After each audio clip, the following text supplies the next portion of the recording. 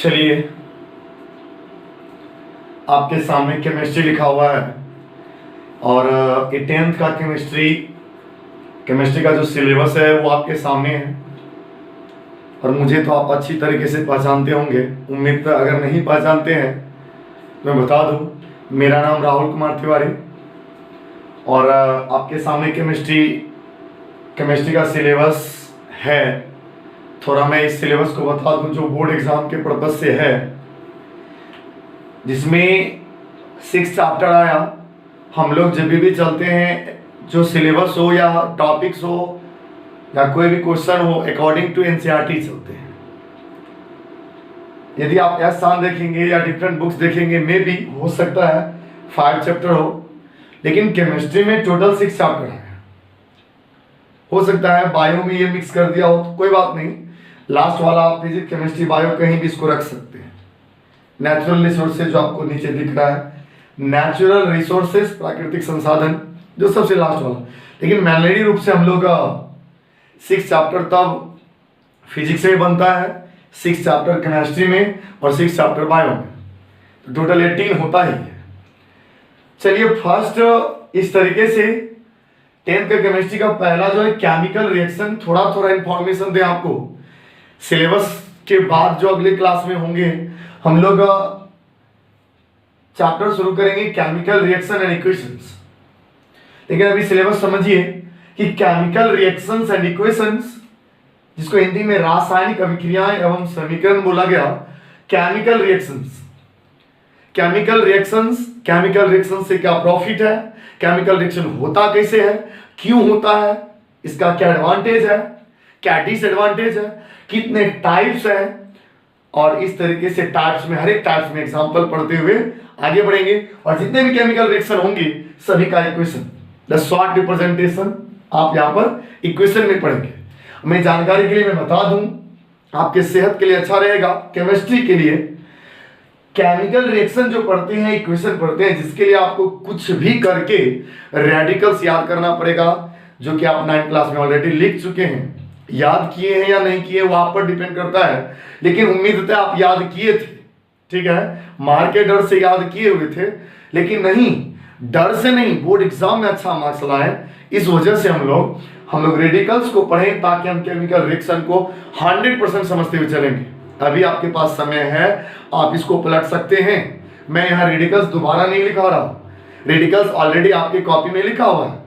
आप देखिए कहाँ कॉपी रखे हैं, उस कॉपी को निकालिए और आप उसको कहीं एक जगह नोट्स करिए। अच्छे से नोट्स, जो 10th का केमिस्ट्री होगा उसमें नोट्स करिए, और उसको बार बार, जैसे ब्रश करते हैं, बिना ब्रश किए खाना नहीं खाते हैं, उसी तरीके से बिना रेडिकल्स का आप केमिस्ट्री को टच करना मुश्किल होगा।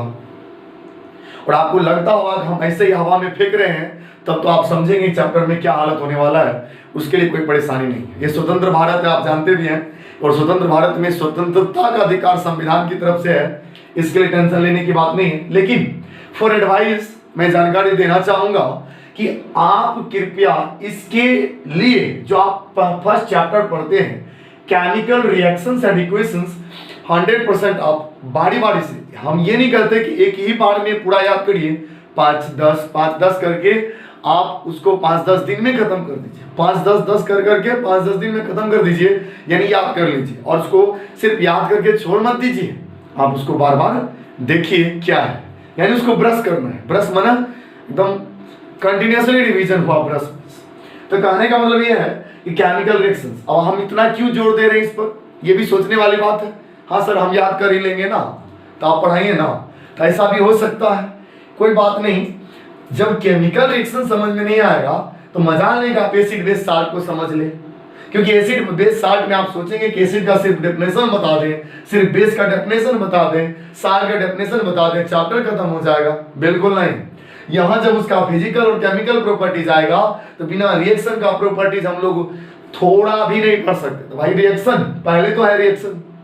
तो कहने का मतलब पूरा केमिस्ट्री कहीं भी न्यूमेरिकल्स नहीं है, 9th क्लास की तरह कहीं भी न्यूमेरिकल्स नहीं है, लेकिन कहीं ऐसा जगह नहीं है जहां रिएक्शन नहीं है। आई थिंक समझ में आ रहा मैं क्या बोल रहा हूं। तो कहने का मतलब है, तो पहले चैप्टर में केमिकल रिएक्शन और इक्वेशंस दिया हुआ है जिसके लिए रेडिकल्स हमको याद करना होगा ताकि हम केमिकल रिएक्शंस को अच्छे से समझ सकें, उसका डिफरेंट टाइप्स में इक्वेशन और उसका एग्जांपल। उसके बाद सेकेंड एसिड बेस और साल्ट है जिसको हिंदी में अम्ल भस्म तथा लवण कहा गया। एसिड बेस साल्ट जो आप 8 क्लास में ऑलरेडी पढ़ चुके हैं, वो 8 क्लास में कुछ नहीं था।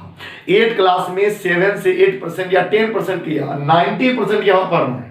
इसके लिए आप यहाँ पर एसिड बेस साल्ट अच्छे से रिवाइज करेंगे। सॉरी, एसिड बेस साल्ट के लिए यहाँ पर properties, physical properties, chemical properties, उसका यूजेज और उसका क्या नेचर है और वो किस तरीके से एक दूसरे से रिलेटेड है, रिएक्ट करता है, तो क्या फॉर्मेट होता है।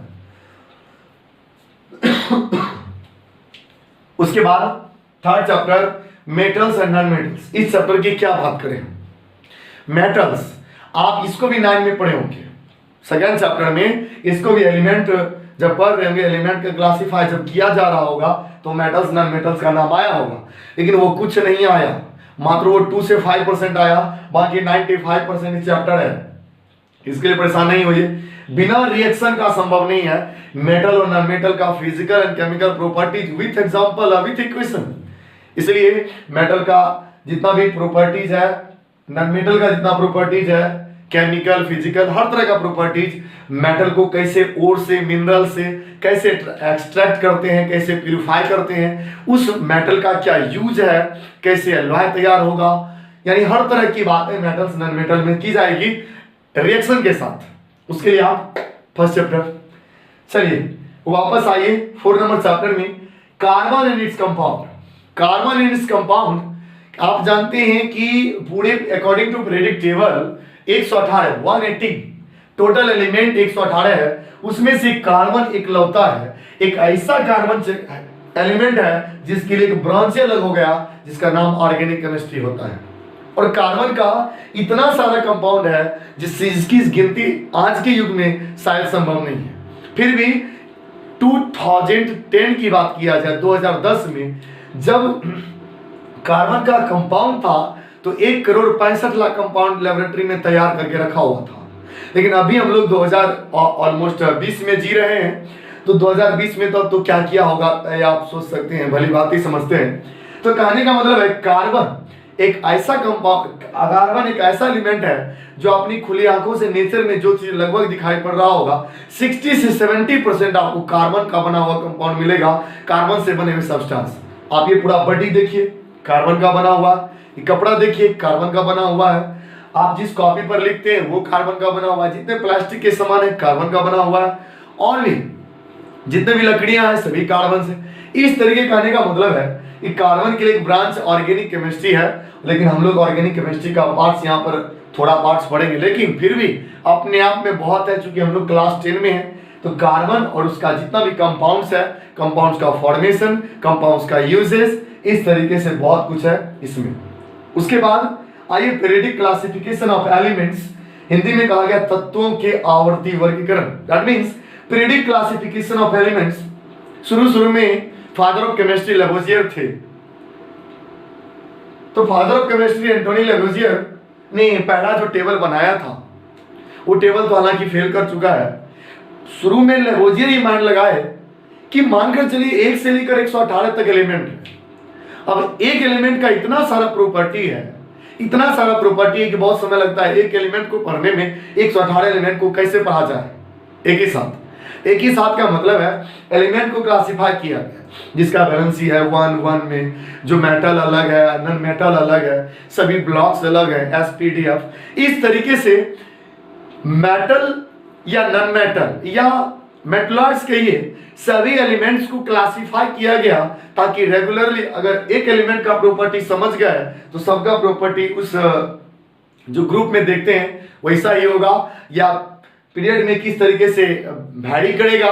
तो कैसे क्लासिफाई किया गया है, क्लासिफाई करने से क्या फायदा है, एडवांटेज है, और वहां पर उस तरीके से हम लोग पढ़ेंगे एलिमेंट्स। और एक ही एलिमेंट्स को पढ़ने से हम लोग उस ग्रुप या उस पीरियड की पूरी जानकारी मिल जाती है उस हिसाब से। तो यहाँ पर के लिए हम लोगों को बड़ा सा पीरियोडिक टेबल का जरूरत है। फिर आइए नेचुरल रिसोर्सेस।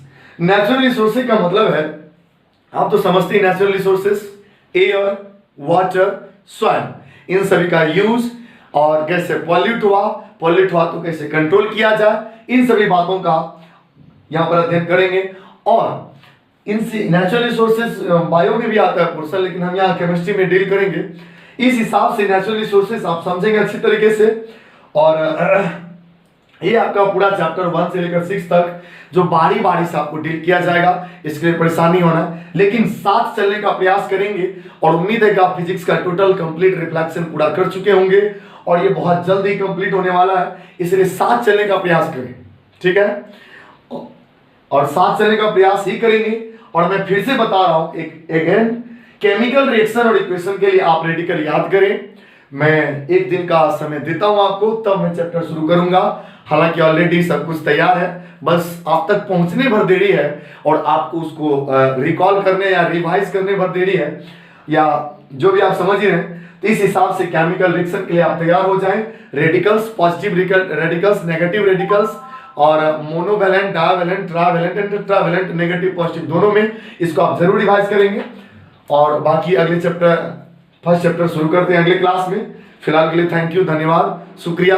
लेकिन हाँ, बिल्कुल कॉन्शियस रहेंगे और कॉन्शियस इस तरीके से रहेंगे, सोचेंगे हर रात कि सुबह मेरा एग्जाम है, ये सोच करके हर दिन पढ़ना है कि मेरे पास सिर्फ एक ही दिन का समय है, जितना पढ़ सके, ठीक है। लेकिन अपने स्वास्थ्य का ध्यान रखते हुए और चूंकि और घर में रहें, स्वस्थ रहें, खाते पीते रहें, हंसते रहें। थैंक यू, धन्यवाद।